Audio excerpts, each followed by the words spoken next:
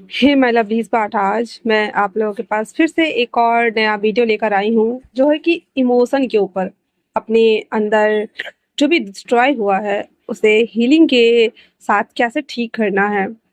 जिंदगी में कभी कभी हम ऐसे इंसानों से मिलते हैं जो हमें तोड़ कर चले जाते हैं, जैसे कि इमोशन के साथ हुआ है।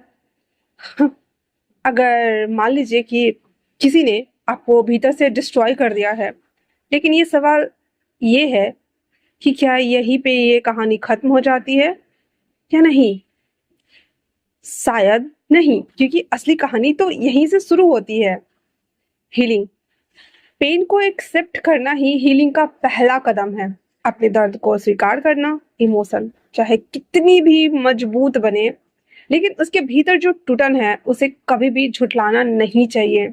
हाँ, आप टूटे ज़रूर हैं, आपके साथ गलत ज़रूर हुआ है, और हाँ, आपको रोने का, महसूस करने का पूरा हक है, लेकिन हमेशा याद रखना कि ये दर्द आपको कभी भी ख़त्म नहीं करना है, बल्कि ये दर्द जो आपको हुआ है, जो मिला है, ये आपको नया बनाने आया है। आपको इसे एक्सेप्ट करना होगा दिल से, तब जाकर के कहीं आप इसे हीलिंग के फर्स्ट स्टेप पर लेकर जा सकते हैं। इमोशन को आप खुद से एक बार फिर से अपने साथ रिश्ता जोड़ना होगा। आप इसके लिए कुछ चीज़ों को प्रैक्टिस कर सकते हैं।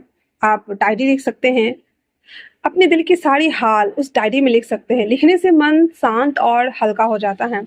आईने में खुद से बात करें, सेल्फ इम्प्रूवमेंट के लिए, अपने आप से नज़र मिलाने के लिए, या फिर किसी शांत जगह पर बैठकर गहरी सांसें लें, ताकि आपकी सांसें जब नॉर्मलाइज होगी तो आपके इमोशन बैलेंस्ड होंगे।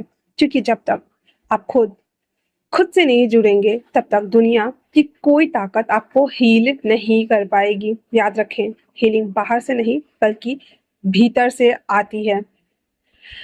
मान लीजिए कि किसी शख्स ने आपको तोड़ा है, या किसी ने आपको इतना ज़्यादा पेन दिया है, चाहे वो कोई भी शख्स हो सकता है, आपके मामा, चाचा, ताऊ, बुआ, फूफा, आपका बॉयफ्रेंड, गर्लफ्रेंड, व्हाटएवर, कोई भी रिश्ता जिसने आपको बहुत तोड़ के रख दिया है, लेकिन उसने आपकी वैल्यू कभी कम नहीं होती है। आपकी वैल्यू कभी भी किसी के वर्ड या एक्शन से तय नहीं होती है। आप वही हो, खूबसूरत, स्ट्रॉन्ग और यूनिक, क्योंकि आपकी कीमत, आपकी पहचान,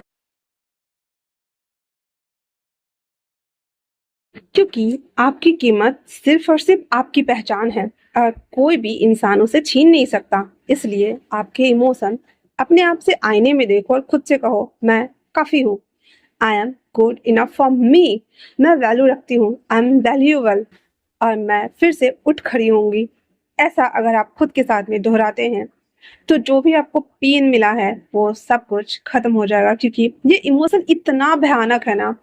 इमोशनली लोगों को दुनिया इतना लूटती है ना कि वो आपको बर्बाद करके छोड़ देगी। बट अगर आपको सच में अपने लिए स्टैंड लेना है ना, इमोशन लेस बनना पड़ेगा, रोना धोना छोड़ना पड़ेगा, और अंदर से हार्ड बनना पड़ेगा। क्योंकि आपको जितने भी ज़्यादा इमोशनल फूल रहोगे ना आप, उतने ज़्यादा लोग आपको यूज़ करेंगे और आपको पता भी नहीं चलेगा। आप सबके लिए अवेलेबल रहोगे, जब जब आपको ज़रूरत पड़ेगी उन लोगों की, तो आपके साथ कोई खड़ा नहीं होगा, कोई आपके पास नहीं आएगा, कोई आपसे पूछे तक नहीं कि आप ठीक हो भाई या बहन, कोई कुछ नहीं कहेगा। इसलिए अपने इमोशन को काबू करना सीखो, और थोड़े से ग्रीड के साथ में अपने इमोशन को खत्म करो।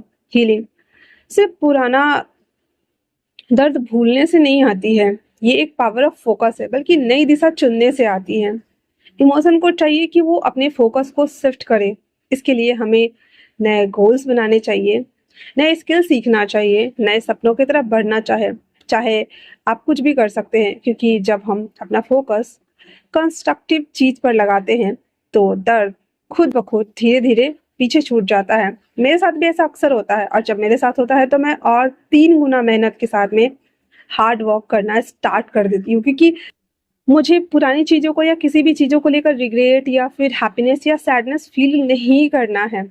मुझे उससे बस आगे निकलना है, उससे पीछा छुड़ाना है। तो मैं 3 गुना तेज़ी के साथ में हार्ड वर्क करना स्टार्ट कर देती हूँ, फुल फोकस्ड के साथ में। याद रखो, आपका अतीत कोई डिफाइन नहीं करता है, बल्कि आपका फोकस आपका फ्यूचर तय करता है। आप जो दिखोगे वही बिकोगे, और वही सबको दिखेगा भी। फॉरगिवनेस एंड लिबरेशन, शायद सबसे मुश्किल कदम है ये, माफ करना।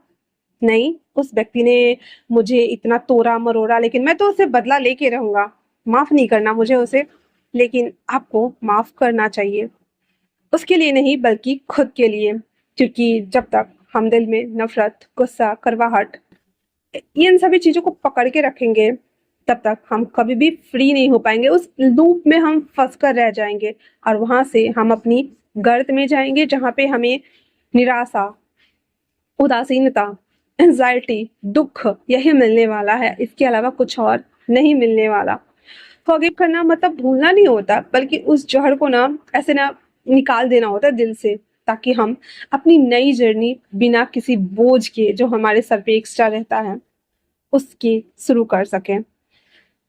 अब इमोशन जबकि हमें किसी शख्स के जरिए मिला है, लेकिन हम खुद को हील कर सकते हैं। हमारा सफर एक अब नई कहानी है, ऐसी कहानी जहां दर्द से ताकत पैदा होती है। याद रखो, डिस्ट्रॉय होना किसी भी जर्नी का एंड नहीं है, बल्कि रीबर्थ का एक नया स्टार्टर पॉइंट है। तो उठो, खुद को हील करो, और दुनिया को दिखाओ कि असली ताकत कैसे दिखती है। क्योंकि तुम टूटे नहीं हो, बस फिर से खुद में बनने की प्रक्रिया में शुरू हो चुके हो। तो आज के लिए इतना ही। मिलते हैं नए एक और क्रिएटिव वीडियो के साथ में। तब तक के लिए थैंक्स फॉर वॉचिंग।